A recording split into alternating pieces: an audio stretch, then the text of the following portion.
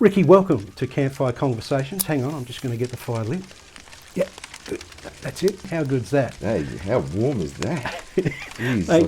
on a day like today where it is quite cool, it's nice to have a nice warm fire. I know, I love it, mate. It's just fantastic. And I love a campfire. We sit around so many times around a campfire and we chat to so many people. We solve the problems of the world. It's just one of the best things ever. Oh, it is, and it's a great place for people to open up and conversations to start and people just to really be themselves. Well, speaking of that, let's start this conversation. Mate, we'll get onto the training bit in a little while, but tell me about Ricky Esser. Tell me, where were you born? I was born in a place called Essex in the UK, and back in 1967, and my father was a truck driver and a bus driver. He had his own business over there, so we spent a lot of time running around Europe, and my father was German, so we spent quite a number of months of the year in Germany. So, and then when I was 7 years of age, we came out to Australia, and we settled in Goodwood, and then we ended up in Chunga in the Adelaide Hills, and my parents also share farmed out at a place called Warramboo. My gosh. So did your family have any history in that sort of industry before? No, Dad just had his friend that sponsored us to come over to Australia. We weren't £10 ponds. My parents paid their way, and Dad just fell in love with the idea of the open spaces and the farm and the trucks and so on, and that. So I still remember sitting in the old E8 wagon and 40 odd degree day and climbing in on the vinyl seats and burning my legs and back and travelling across. Yeah, no, it was a wonderful life. So on the farm, that's where you learnt to drive? Oh yes, yeah. You know, by the time I was probably 9 years of age, 10 years of age, there's the ute, there's the trailer, go get hay bales. You know, we were bred to work as kids, and then as time went on, we're sitting in the comma truck and then the old tipper, the crash box, and Dad with his semis and his trucks. So look, I had a wonderful time. My biggest thing was my motorbike. I had a little TM75 Suzuki. What about the cars, though? Did they give you a start into what you're doing today? Oh, look, we always had four drives within the family. Mum and Dad, they had their standard road cars, but Mum and Dad also had four drives, which we would use out and about in the paddocks. And but my parents were also explorers as well, so we spent a lot of our time, exploring South Australia and beyond, and that's where I basically got the bug. Now, I grew up watching Jack Absalom and Malcolm Douglas and all those iconic people back then, getting out of the adventures, good old Leyland Brothers and so on. And later on in life, Steve Irwin came along, and he was an inspiration for me. I was already out and about training with the Four-Wheel Drive Association. I'd owned a four-wheel drive since I was 19, and that was a little short-wheel-based Land Cruiser. And Steve-O was out there doing his thing, and one day, watching one of these things, he said, follow your passions, follow your dreams. There's no point being stuck in an office if you're not happy, just go for it. And that's when I decided to start following my four-wheel drive. Off the farm, into the big smoke.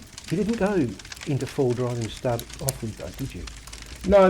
My early years, from about 16 to 19, I experimented with, I had a GDR Tirana, I had a Holden panel van and a Kingswood wagon, and then I bought my four-wheel drive. What about work?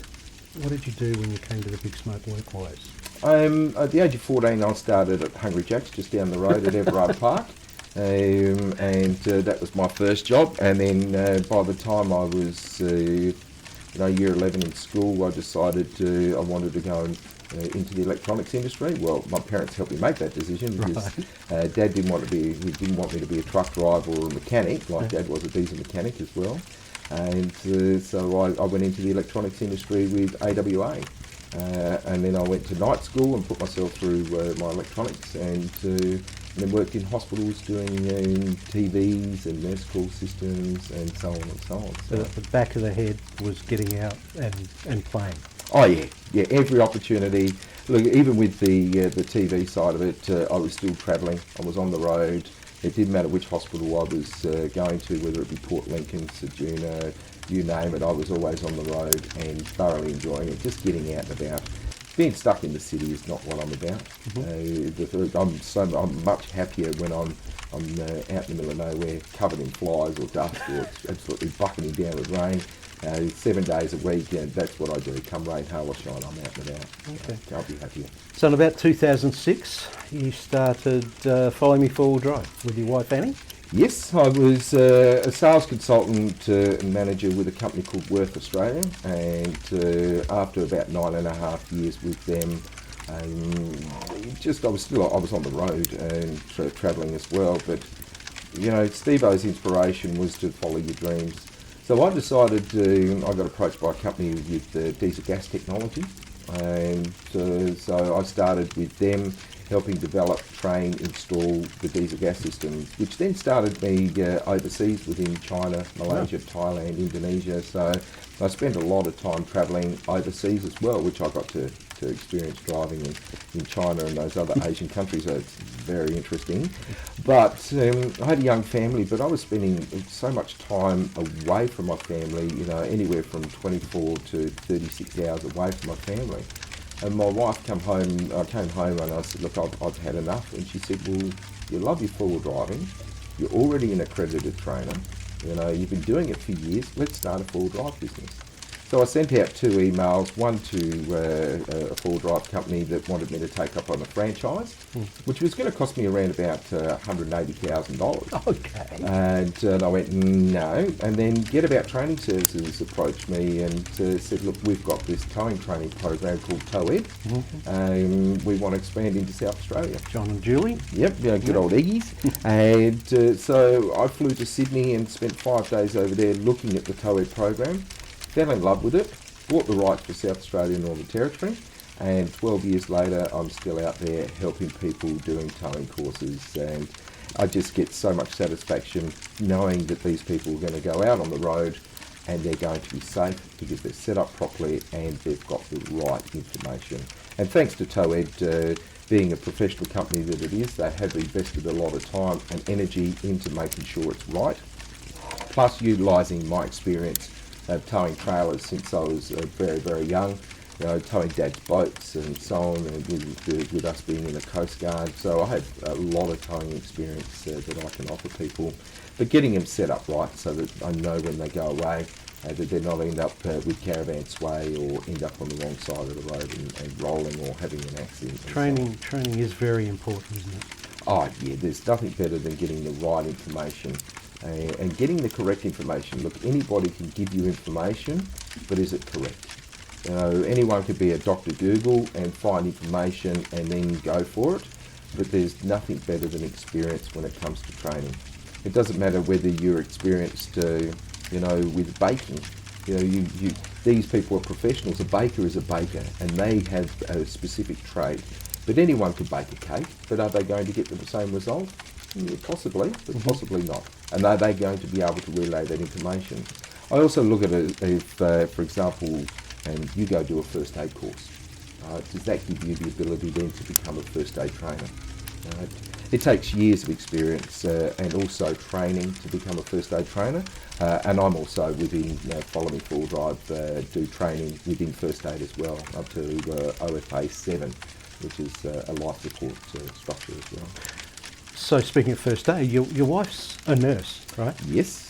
So did she have any four-wheel drive or towing experience before you started the business? Annie, with her dad, Dr. Bob Coulthard, unfortunately he passed away, but he was a great man. As kids, they would, instead of his colleagues, they'd all buy Mercedes and so on because that was the status symbol as a doctor. He'd go and buy a combi van or a Nissan van and a pop-top caravan and off they'd go and explore. And Annie has so much information about the Flinders Ranges and what she's experienced up there as a child.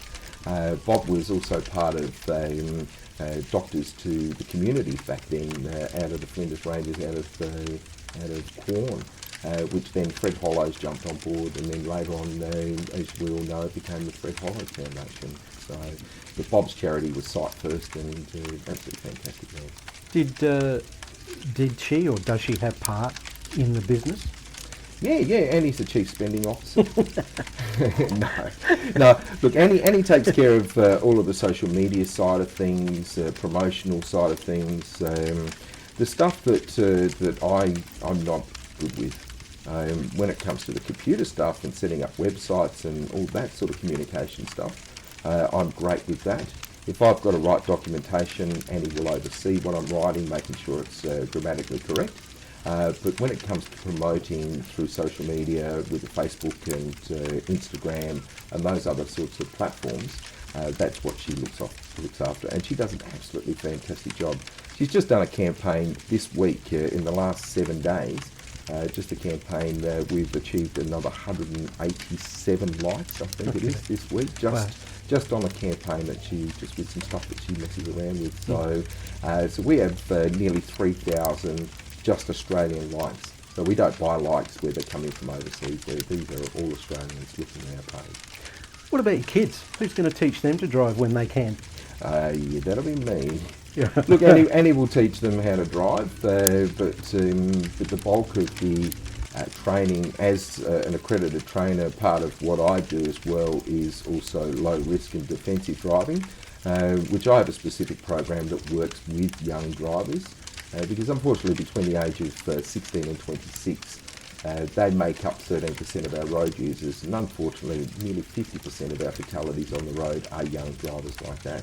So my children will get a good start when it comes to being able to see 5 seconds into the future and be able to adapt or adopt that correct driving style and not to bend to peer group pressure and so on and so on. So they will get the right information. And I'm saying, look, I'm not saying that the learner drivers out there, the trainers, are doing a great job. They're doing a fantastic job, but there are things post-license that I train that people just go, oh, I didn't know that. And that's where I come in as an accredited trainer. What's easier, 6x4 trailer or a caravan?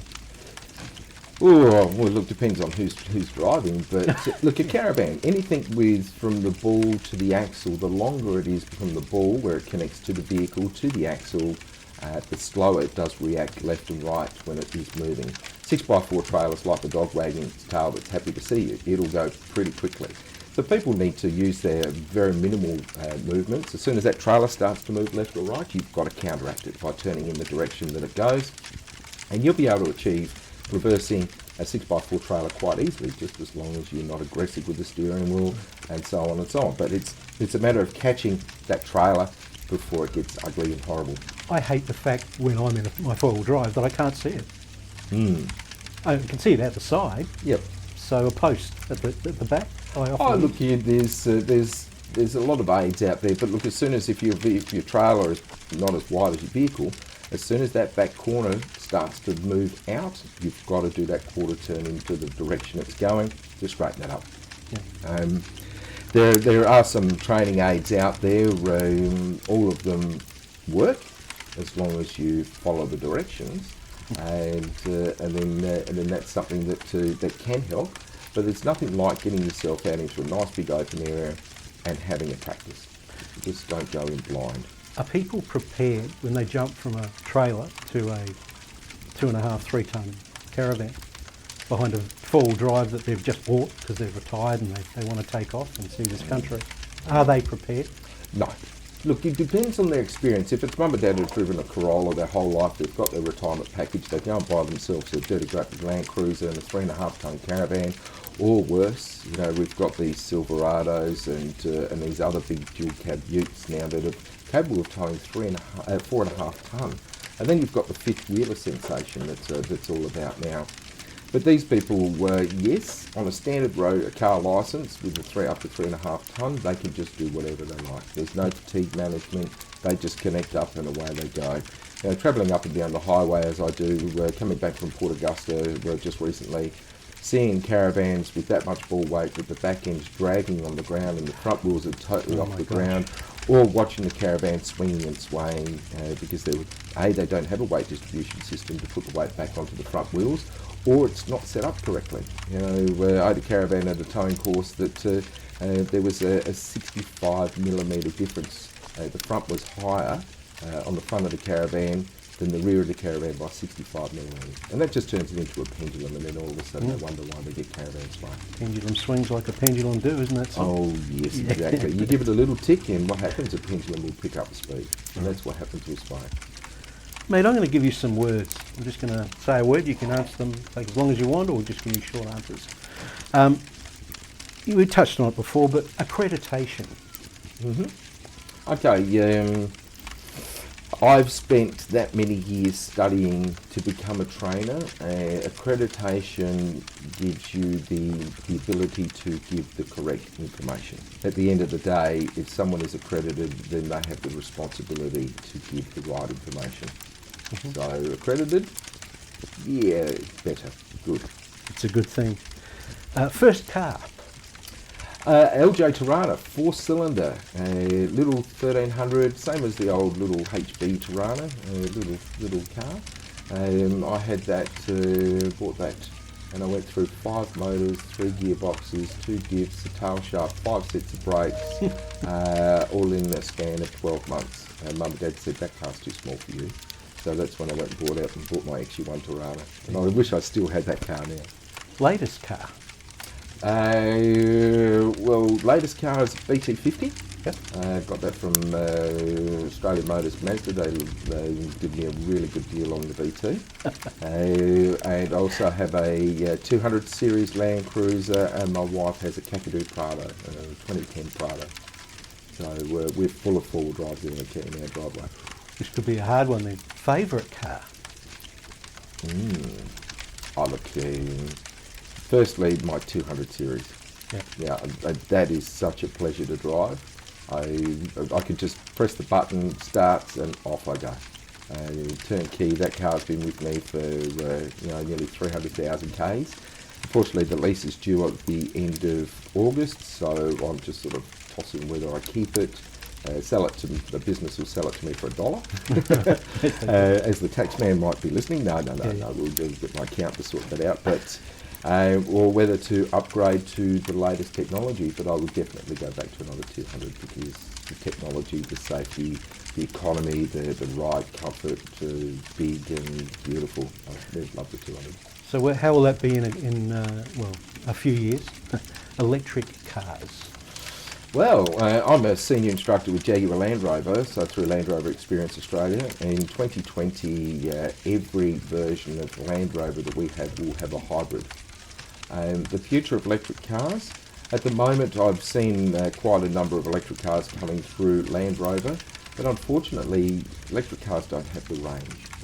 So you have to plan your drive, stopping halfway between Adelaide and Melbourne. So if you've got a 400, 500k range, you pull over, you plug into the 240 volt, or if they've got a plug-in for your electric vehicle, then you spend overnight and it charges.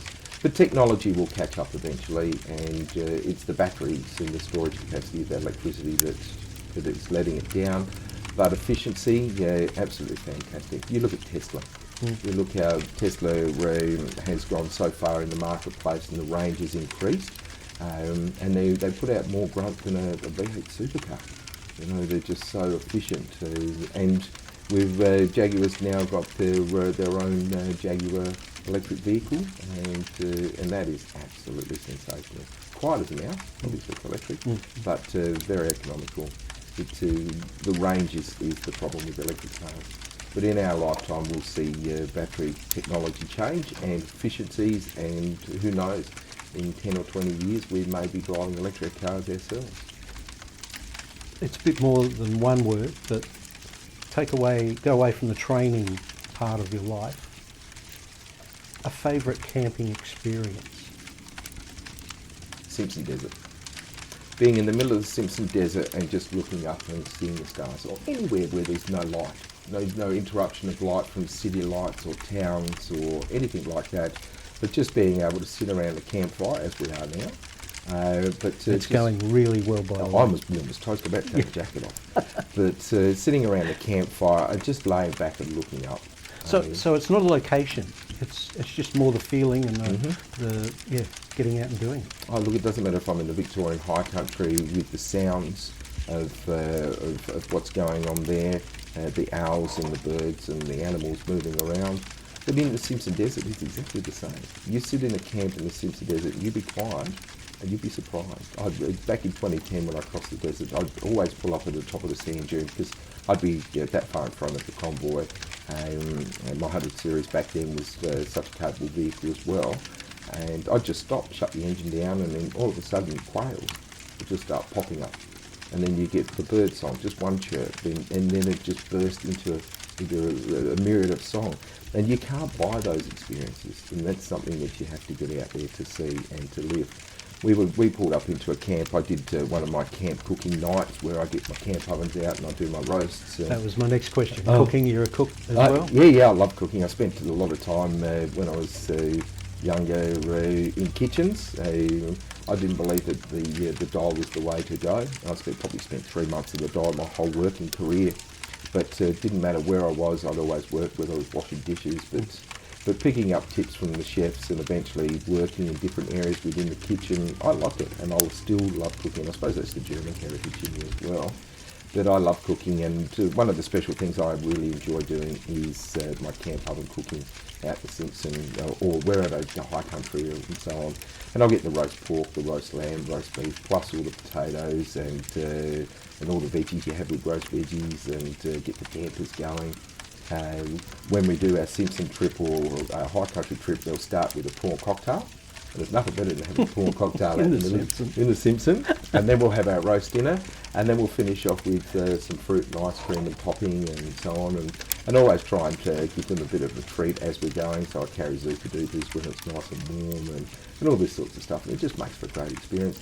But it's not the fact that I'm having a good meal, but it's the reactions of the people and seeing them sitting around a campfire and enjoying that cuppa. It's great. There's nothing better. What about your family? You're a busy guy, you're travelling all the time. Mm-hmm. Do you ever get a chance to go away with them and let them experience all of this as well? Oh yeah, look, both my children my son's now 15, my daughter's 13. Both of them have crossed the desert. The family comes across and we do they do the Victorian High Country. We were supposed to be doing the Victorian High Country this year, but I had a kidney stone that basically didn't stop me, but it slowed me down. Mm-hmm. So we postponed the trip to next year, but we'll go back to the high country and they love it. Road Beachport, they do that with me all the time. My kids have done Googs Track, and wherever I go, the family's involved. If I'm doing a trip where it's just me, I'll just take my swag or my Oz tent. If it's the family, then the camper trailer comes behind. We've done the caravan thing, but it just didn't work because it sort of held me back a fair bit. We went to the Jayco, and towing a Jayco through the high country on some of the really tough tracks is very interesting, especially when you've got 1.5 tonne of veer towing thing behind you and you're trying to climb a 45-degree incline for 800 or 900 metres. It's good fun. It's a bit of a challenge. Being able to tow a caravan out there is great. I had the opportunity with a caravan company to tow a 2.5 tonne caravan from Beachport to Road via the beach. Wow. Yeah. So, and that was on the beaches as well. Didn't take the inner tracks, I threw it on the beach, and so I had a couple of vehicles there, and we did it. Mm-hmm. The challenge was there. We had enough support there if we did get stuck to get us out, but nobody got hurt. A few scratches on the caravan, but it was absolutely fantastic. It was something that's never been done, so I've done it. So I can tick that off the bucket list. So, speaking of bucket list, you've got a few things maybe you want to do, but where do you see yourself in 10, 15 years? Where is Ricky Esser going to be? Still teaching people how to do it. I get such a buzz every day going out there and experiencing people with their joy. This week I had a young lad that said to me he hates sand. And I said, well, first of all, you've got your feet in the sand. He said, you wouldn't even get my feet near the sand, let alone let me drive on the sand. By the end of the day, he was challenging himself on sand dunes 30 metres high. And he would just had such a buzz. At the end of the day, the smiles, the enthusiasm, just his whole attitude changed to driving in sand. And that was where I get my inspiration and buzz. I could get out of bed, be as grumpy as all hell and want to go, and then driving along going, oh, it's another day of training. 7 days a week I do this, but as soon as I get there with the clients, I just switch into training mode, and that buzz is there again. I'm exploring, I'm out there, and I'm educated, and that's what I was put on this planet to do, I think. So, Ricky, thank you for educating. Thank you for teaching so many people what you do. I'm sure they would like to thank you in person, and they probably have. Oh yes, the feedback comes through. You can jump on the Facebook page, the Follow Me Facebook page, or the website, and the feedback from my clients is there. The practical side of it, and the full driving and the towing and so on, people are just always positive about it. So, Ricky Essel, let's sit around this fire for maybe a little bit longer. Enjoy, and thank you so much for joining me today on Campfire Conversations. Thanks, Andrew. An absolute pleasure.